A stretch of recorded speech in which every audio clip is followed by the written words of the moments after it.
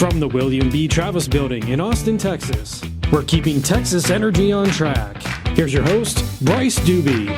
Welcome to Texas Energy on Track. I am your host, Bryce Doobie, joined as always by Nick Cranack, our producer / co-host. Nick, how are you doing? Doing great. Glad to be back here recording another episode. And I wish I could come up with something different to say. It sounds like I repeat myself every time and say the same thing, but it really is fun to get in here, to get in the studio. And we have, different guests on talking about different topics that I think that the public learns a lot about, the insides of what the commission does. And this is, I think this is another good one. Yeah, this is one, even heading into, I joined the commission this year, so it's been really trial by fire learning along the way. This is something I did not know the Railroad Commission did. It makes sense when you think about it. That's why I'm really excited to be joined today by Peter Pope. You are the manager of site remediation here at the Railroad Commission. And let's just kind of jump into it. I was anticipating this question, and, remediation kind of in a general sense is refers to like healing or fixing or restoring things. In this context, site remediation refers to stopping or cleaning up pollution in the oil field. And it's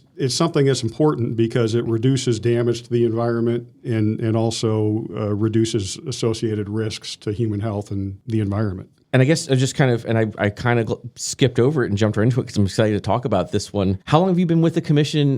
Doing this, or what's your background? What brings you to where you are currently with your RC?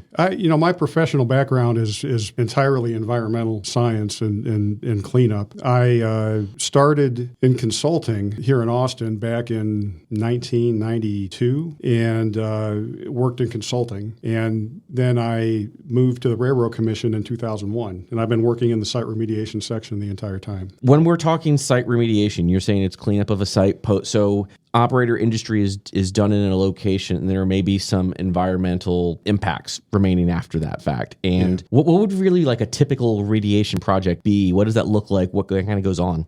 Generally speaking, there's a lot of variability between sites. We have in the oil field, a big part of the work that we do is assessing and cleaning up abandoned sites. But then there's also active operations. They have problems. They have accidents happen, spills happen, and those things need to be assessed and cleaned up as well. But common, I think, common to all of these is the need to identify what the source of the contamination is, assess that, understand where it is, what it's affected, and come up with a remedy, come up with a cleanup plan, and then perform the cleanup. What are you looking for? What are some of the, not risks, but I imagine there's different materials or things so whether we're talking about produced water or what are you looking for when you're remediating? Yeah. So I think for the most part in the oil field, a lot of our remediation projects involve waste. Waste that's either been abandoned or accidentally released, in some cases intentionally dumped. And unfortunately, that happens out there. And wastes have contaminants in them. They have hydrocarbons in them. They have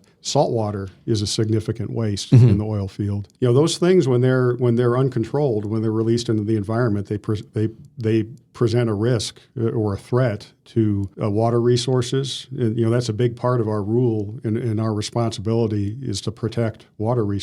So, we're looking for, sources. We're understanding the type of waste that was released helps us understand what we should be testing for and helps us understand what kind of cleanup or control, would be appropriate to protect the environment. So you mentioned as part of like the remediation process that there's environmental testing that goes on. Is that sounds like it's a bunch of data collection and things, or what is that like? If you could expand on just like what you guys are testing for. Environmental cleanup is a very data intensive process because we need to have good, reliable, usable data because we have to make decisions, about appropriate assessment and appropriate cleanup. When I think of environmental testing or environmental cleanup, I think of there's like three different approaches, needs, so to speak. First off, before remediation occurs, we want to make sure that we properly assessed, delineated the contamination, I think of it as like wrapping our arms around where the contamination is, knowing what's in there and knowing the concentrations, and then being able to estimate volumes, because that's an important part of being able to come up with a remediation plan, is to know how much contamination is there and how much we have to deal with. So that's kind of the before objectives.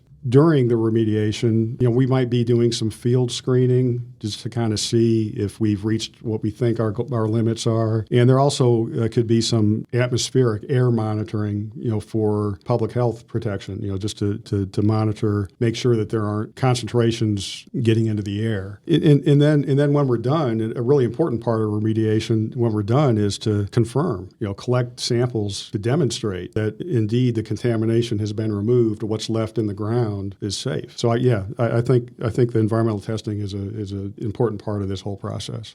And we talked about your water contamination stuff. You just mentioned the air contamination. That's something that it didn't really even click until you mentioned that that's really important as well. And there's, for worker safety, but then if the area happens to be, there happens to be a residential development nearby, we would be interested in monitoring the air just to make sure the contaminants aren't getting into the air. How do you really prioritize what sites to remediate first, or what's sort of like your triage process for site remediation? Well, I think we rely a lot on our district offices. Each district office has staff. We refer to them as DOCCs, or District Office Cleanup Coordinators. But their job is to inspect sites, to identify contamination, to identify abandoned facilities, to go out and inspect complaints. Sometimes we receive complaints from landowners. There might be an old pit on somebody's property, and they discover it when they're out there plowing a field, And those kinds of things will get reported to our district office. And then so our DOCCs go out and they inspect and they identify these things, along with abandoned tank batteries. They also work very closely with our plugging staff to understand, when a well's being plugged, is there also equipment that needs to be taken care of? So the district office keeps track of these things. There's a process of evaluating sensitive receptors. They look for environmental sensitivities. Something that's really close to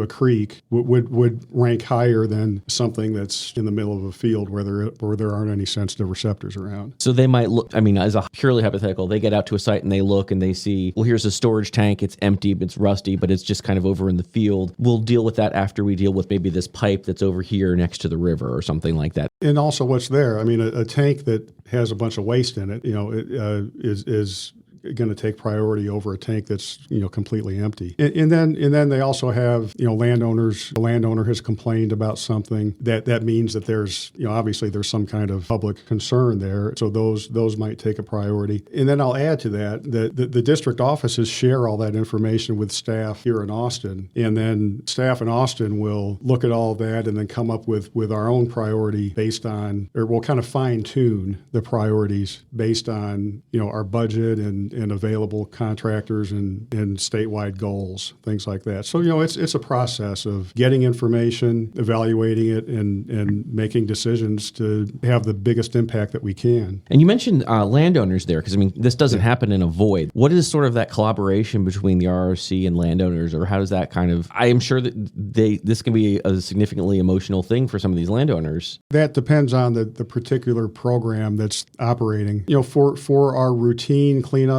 at well sites, the landowners aren't responsible parties. The commission doesn't hold landowners responsible for oil field contamination. We're usually interacting with, we're either interacting with operators if they're active, or we'll communicate with landowners for access purposes, just to make sure that they're aware. If the commission's coming onto a site to do a cleanup activity, we'll communicate with them. There are some cases where the landowners have identified a problem or they've been affected by a problem. They're concerned, and I can understand that, and they want to be involved. So, if a landowner files a complaint, for example, that initiates a formal process of communicating with the commission on a monthly basis to describe the status of a complaint, something like that. So, to some degree, it depends on how involved the landowner wants to be, because, at the end of the day, the operators, the Railroad Commission has authority over the oil and gas operators. They're obligated to demonstrate to our satisfaction the site's been brought into compliance. What does it mean for a site to be remediated? Any waste would be removed, and then any affected media would be assessed and cleaned up. It's a combination of visual inspection, but also environmental sampling that shows that affected media have been cleaned up to acceptable levels. Are there any misconceptions about what goes on the remediation side of things? I have observed that in some cases, the expectations of landowners are not aligned with the expectations of the Railroad Commission, because a landowner has a certain endpoint in mind, and the Railroad Commission, we are looking to achieve what the regulations require. So obviously we're the Railroad Commission of Texas. We're talking about sites all over the entire state of Texas. I know some remediation, I mean, it includes brownfield sites, but not only brownfield sites. You talked about abandoned wells and things. I know there's been sites open to the public, like Andrews Bird Park was a site that was remediated. I've been to a couple that have been oil wells. So there's a lot actually that goes on. I don't know if a lot of people from start to finish know what happens when you remediate a site. Can you touch on that? A cleanup activity could vary from a straightforward removal of soil that's contaminated from something, from a pipeline leak, or it might be an old pit we talked about earlier. And those problems can be solved by bringing out equipment and digging all the contaminated material up, removing it, and doing some confirmation sampling to show that there isn't any contamination left. Once that's done, if there's a hole in the ground, we would backfill it to restore the ground surface. In some cases, we'll even plant grass to prevent erosion. If it's a state-managed cleanup, we'll just maintain a record of what we've done. If it's an operator cleanup, a responsible party cleanup, we'll have a record as well, but we'll issue some kind of no further action letter that gives the responsible party an indication that they've come into compliance with what the commission expects. But then there are other problems that occur where if contamination gets into groundwater, for example, that could prolong a remedy. For groundwater contamination, we'll want to remove as much of the mass as possible, as much of the source of contamination as possible, and then assess and monitor the groundwater contamination and determine if some kind of remedial action is needed. The hydrocarbons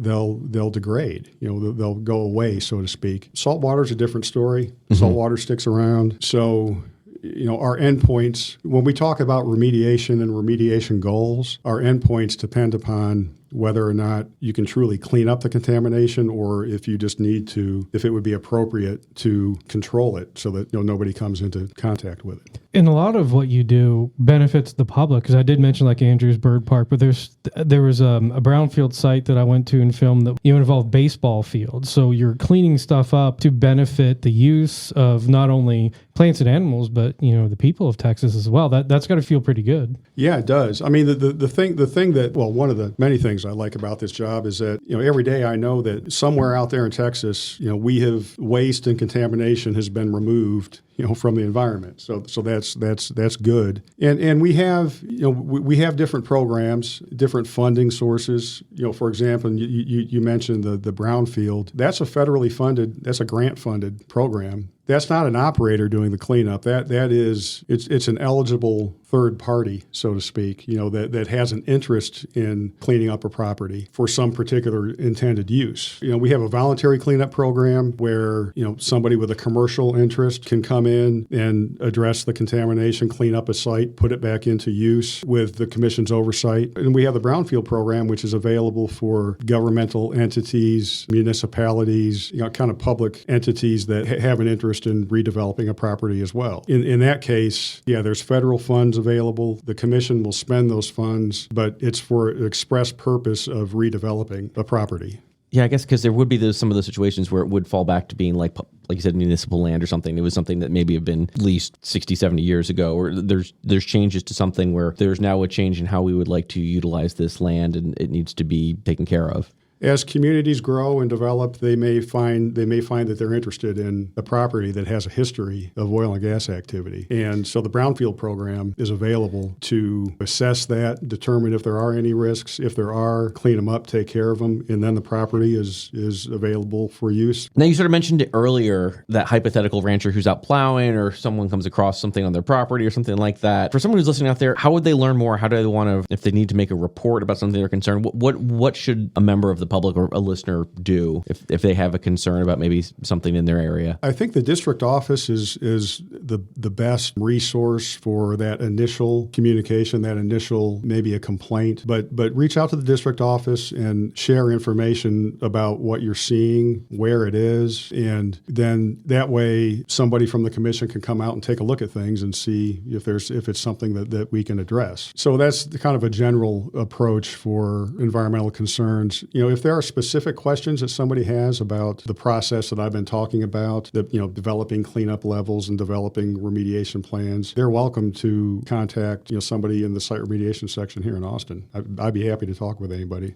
And I know on our website, for folks looking for our information on our district offices, if you go to rrc.texas.gov, there is a spot on there for locations, and that actually has a whole map, and you can actually see what county you're in based on your districts, because some of them, if there may be a little overlap if you're in 4 versus 5 or something like that. So that's all information is all on our website, along with the site remediation pages as well. I know you guys have a ton of stuff there too. So Peter, thank you so much for coming by. There are so many different pieces to the commission, and just for me personally being on the show, it's being able to learn what everyone does and how all of our different offices and divisions and things work. Like, this is always just really valuable information and just educational for me. So thanks for coming by and taking some of your time to talk to us. You're welcome. I've filmed a few brownfield sites. That's just a small, minute part of site remediation. What I've seen is just the surface level, if you will. Mm-hmm. So having this conversation really helps dig into, well, I'm throwing out the puns a lot today, dig into, just more of what we do. And it's great how we're helping the state, we're helping the environment and the public. And I think that's very important. It's also important to note that we thank our listeners. I think we're in double digits of episodes now of this podcast. We weren't really sure how many we'd get to, but we're here, and we thank the listeners certainly for tuning in. And of course, be sure to spread the word. We listen on Apple Podcasts, Spotify, YouTube. We're out there, Audible. So there's a lot of different choices. Spread the word. Keep spreading the word, because we see the numbers, and we thank you guys for listening and for telling your friends and family about us. That really, really helps. And make sure to download, because you can get those notifications that tells you, hey, new episode's out. You wake up in the morning, there it is. You can listen to it on your morning commute. You can also find us on social media. It's a popular place to be. At TXRRC on X, over at LinkedIn, Railroad Commission of Texas, Facebook, Railroad Commission of Texas, and then on Instagram at Railroad Commission of Texas. We make it really easy for you. We have content for not only the podcast, but also important announcements and other things that we are, in charge of, that we regulate across the state. And I also forgot to mention probably the easiest one of all, rrc.texas.gov. That gives you a ton more information. Absolutely. So again, as Nick said, thank you so much for listening. Thank you so much for all the support with all of this. This is Texas Energy on Track, the official podcast of the Railroad Commission of Texas, and we'll talk to you all soon.